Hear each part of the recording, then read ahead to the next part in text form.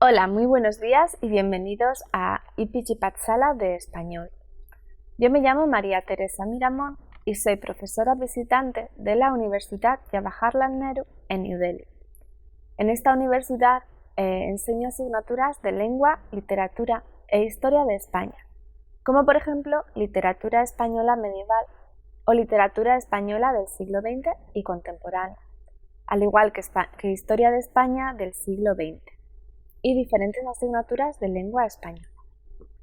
Hoy vamos a comenzar con el módulo 4 del paper de Historia y Cultura de Hispanoamérica, las culturas del Valle de México y el Imperio Azteca, que se titula La civilización azteca, Tenochtitlán.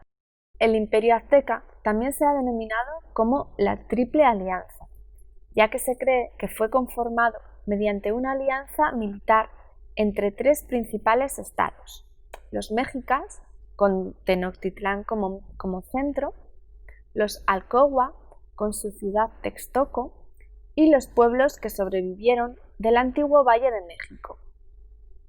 Lo que sí sabemos con seguridad es que los aztecas fue un pueblo guerrero que se lanzó a conquistar nuevos territorios y se expandió hasta la costa del Océano Pacífico y el Golfo de México. Los mexicas, por su parte, llevaban varios siglos expandiéndose. Desde la caída de la ciudad tolteca de Tula, este pueblo compitió con otros por el dominio de la zona, durante el periodo histórico que llamamos Chichimeca, que terminó con el dominio de Tezozomoc en 1370. Por otro lado, los alcohuas y los otros pueblos del Valle de México también fundaron sus propias ciudades. Su origen siempre ha estado rodeado de mitología y así es como ha llegado hasta nosotros hoy en día. El mito de la fundación de la ciudad de Tenochtitlán cuenta que este pueblo guerrero emigró desde las montañas del norte por mandato de su dios más importante, Huitzilopochtli, el dios de la guerra. Estos tres elementos están plagados de simbología. El águila representa el aire, el árbol del nopal representa la tierra y la serpiente es representante del agua, tres elementos vitales para esta cultura. Así comenzó este aguerrido pueblo una marcha para buscar este lugar sagrado, y así es como llegaron al Valle Central de México, una zona llena de lagos con agua proveniente de las montañas y muy buena para la agricultura, como hemos mencionado en los módulos anteriores. Fue el rey Culhuacán el que finalmente les permitió vivir en un territorio lleno de serpientes que se llamaba Tizapán, en el que no vivía nadie por ese mismo motivo. Poco a poco comenzaron a tener una muy buena relación con Culhuacán, que les había permitido entrar en sus territorios para comerciar e incluso les entregó a su propia hija para que fuera la esposa de su dios de la guerra, Huitzilopochtli, ya que los aztecas se lo habían solicitado en el año 1323. Los aztecas se refugiaron en una pequeña isla en el lago Texcoco, donde finalmente encontraron el símbolo que les había encargado su dios, el águila comiéndose una serpiente encima de un nopal. Y allí mismo decidieron construir su propia ciudad, Tenochtitlán. Así es como en el año 1325 este pueblo fundó esta ciudad maravillosa. Al principio de su fundación estaban bajo el dominio del pueblo Azcapotzalco y los mexicas pidieron a Culhuacán que les mandara a alguien para gobernar su recién fundada ciudad. Este les envió a su hijo, Acamapitzli, en 1376, que fue el primer Tlaotani, rey de la ciudad. Este se casó con una princesa del pueblo Azcapotzalco, con lo que ganaron un poco de libertad. En los primeros años de la creación de Tenochtitlán, este pueblo también fundó la ciudad de Tlatelolco, en la misma isla. Finalmente, en el año 1427, los mexicas lograron su independencia, componiendo la Triple Alianza que hemos mencionado al principio de este módulo, Tenochtitlán, Texcoco y Talcopan. Desde la independencia de la ciudad fueron sucediéndose diferentes tlautani, reyes o emperadores, comenzando con Moctezuma Iwilcamina el Viejo, hasta llegar a Moctezuma II el Joven, que fue el último de los emperadores y que vio al morir en 1520 cómo sus territorios estaban ocupados por unos intrusos llegados por mar en naves tan grandes como casas. Los españoles, ante la dificultad de pronunciar su nombre, acabaron llamando a estos emperadores Moctezuma. Se dice que para la inauguración del Gran Templo se sacrificaron 20.000 vidas humanas como ofrenda al dios. Cada vez que ellos conquistaban nuevos terrenos y hacían prisioneros, estos eran ofrecidos como sacrificios para alimentar al dios Huitzilopochtli con su sangre. Tenemos muchas descripciones hechas por los cronistas españoles que llegaron a la ciudad a principios del siglo XVI, y que quedaron profundamente impresionados por ella.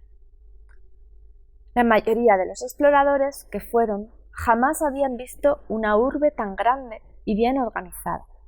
Contaba con unas 78 edificaciones grandes, siendo la más importante la del Templo Mayor, en forma piramidal con dos grandes escalinatas que conducían al templo superior. Era la mayor estructura de la ciudad, pero hoy en día no se conserva. También estaba el templo de Quetzalcóatl, el dios del viento, que tenía una forma semicircular, o el de Cihuacóatl u otros numerosos templos. La ciudad contaba además con otros edificios de importancia, como por ejemplo una escuela llamada Calmecac, que era para niños nobles, o el juego de pelota, o un Tzompantli, que era una plataforma donde se decapitaba a las personas que sacrificaban y que asimismo estaba hecha con cráneos humanos. También había recintos especiales para los guerreros, palacios reales, que se construían alrededor de patios, recordando a la arquitectura de Teotihuacán. A continuación podemos ver una imagen de estos Tzompantli, que son estas plataformas donde se sacrificaban a los sacrificios humanos. Había un tráfico muy fluido en la ciudad, y cuentan las crónicas de los españoles que avistaron la ciudad desde lo alto del Templo Mayor, que un día normal podía haber unas 60.000 canoas desplazándose por los canales y el lago alrededor de la urbe. También Tenochtitlán es famosa por sus calzadas, que cruzaban la isla de norte a sur y de oeste hacia el este. Encima de ellas colocaban puentes de madera que retiraban por la noche para evitar peligro. A continuación podemos ver un mapa sobre cómo sería la ciudad de Tenochtitlán en la época, que se titula El pueblo azteca y su cultura. Y vamos a empezar con la sociedad azteca. Como dice Manuel Lucena, al principio mantenían una sociedad y política tribales, pero conforme fueron conquistando territorios, fueron consiguiendo más prestigio y subieron puestos en el escalafón social, convirtiéndose en una clase privilegiada, a causa de la gran importancia que los aztecas daban a la conquista de nuevos territorios y a las ofrendas que hacían al dios Huitzilopochtli. Con la sangre de los prisioneros de guerra, los militares o guerreros eran los miembros más preciados de la sociedad. A su vez, los pueblos conquistados tenían que ofrecer tributos a sus conquistadores, que controlaban y gobernaban todos los territorios, divididos en provincias y protegidas mediante fortificaciones. Cada ciudad importante tenía su propio tlautani, siendo los más importantes los de Tactuba y Texcoco, pertenecientes a la Triple Alianza que hemos mencionado al principio del módulo, pero todos supeditados al de Tenochtitlán, que se fue fortaleciendo cada vez más. De hecho, los últimos tlautani del imperio, sobre todo Moctezuma II, habían relegado a un segundo plano a los dirigentes de las otras ciudades, ostentando todo el poder por sí mismos. Por debajo del gobernante existía la nobleza azteca, también llamada pipiltín, que estaba compuesta por dos tipos de personas, ya por derecho de sangre, familiares del Tlaotani o de la familia real, ya por méritos propios, militares o miembros del ejército. En ocasiones, esta clase social también realizaba trabajos de espionaje para el Tlaotani. Lo cierto es que ellos tenían privilegios a los que las clases inferiores no podían aspirar, como la ausencia de impuestos. Inmediatamente por debajo de los Pozteca se encontraban los campesinos y artesanos, que realizaban oficios muy concretos y especializados, como albañilería, alfarería, joyería, etc. Se llamaban macehualtín, y algunos eran pescadores, carpinteros, etc. Y los padres pasaban su oficio a sus hijos. Todos ellos tenían la obligación de pagar impuestos y también podían ostentar bienes o tener una parcela de tierra siempre que la cultivaran. El pueblo estaba dividido en asociaciones llamadas calpuli, que en un principio se cree que estaban relacionadas con los diferentes clanes de la sociedad primitiva, pero que después pasaron a formar los barrios de la ciudad, y así es como lo interpretaron los españoles cuando llegaron en el siglo XV. Estas agrupaciones se distribuían en diferentes territorios de la ciudad, y cada una de ellas guardaba terrenos comunales o colectivos, que podían disfrutar todos los miembros del calpuli, y en ellos estaban edificados sus propias escuelas, templos o edificios administrativos. Había unos 20 calpulis en Tenochtitlán. Por último, y por debajo de todos los estratos de la sociedad, justo en la base de la pirámide, estaban los esclavos, también llamados Taltacotin. Estos eran prisioneros de guerra, personas que habían cometido algún delito o que tenían deudas, etc. A continuación podemos ver un esquema piramidal de lo que hemos explicado. Arriba del todo está el Tlaotani, orador, en Tenochtitlán. Justo por debajo están los Tlatoani de otras ciudades, de Texcoco o de Tactuba, etc. Justo debajo tenemos a la nobleza de sangre o los militares, y después, más abajo, están los Poztecas. Después están los macehualtín, que son los artesanos, y justo por debajo, en la base de la pirámide, están los tlatalcotin o esclavos, que son los que realizaban los trabajos más pesados. Y que va a hablar del arte azteca. Como ya hemos mencionado, los aztecas, al instalarse en la zona mesoamericana, se embebieron de todas las culturas previas que habían estado instaladas en la zona, aunque siempre mantuvieron su espíritu propio. Donde más podemos ver este influjo de las civilizaciones anteriores es en el arte.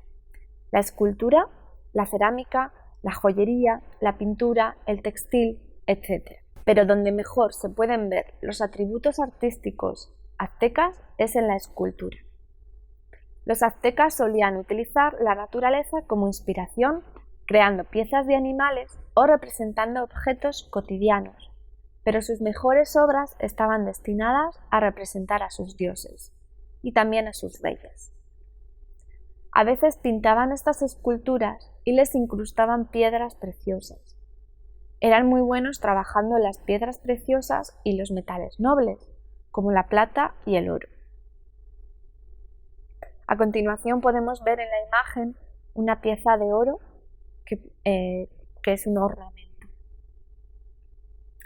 Como dice Manuel Lucena, los aztecas alcanzaron tal esplendor en diferentes facetas artísticas que no se puede comparar al de otras civilizaciones previas.